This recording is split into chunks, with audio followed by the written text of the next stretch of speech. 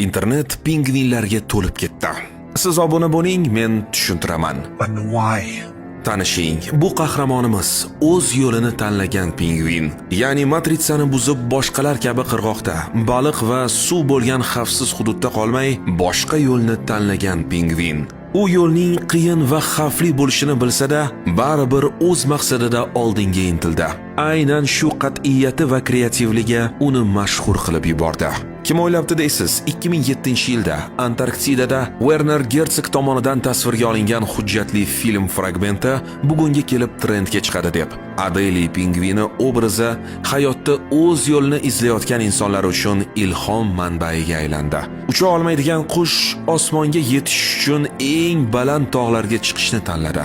Uni ortga qaytarib qo'yishganida ham to'xtamadi. Maqsadiga erishdimi, oxiri nima bilan tugadi? Bunisi muhim emas. Muhimi, u sayohat qildi. O'z qobig'idan chiqib boshqa go'zalliklarni ham ko'rdi. U chin ma'noda yashadi.